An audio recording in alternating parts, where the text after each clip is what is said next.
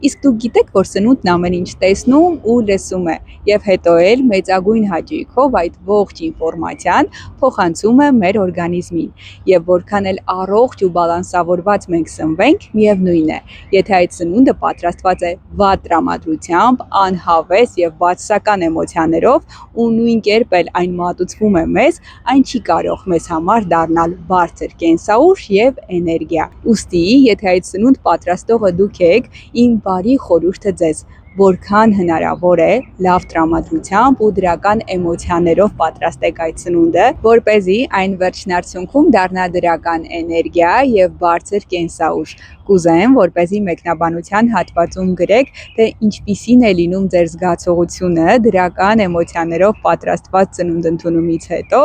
եւ հակառակը։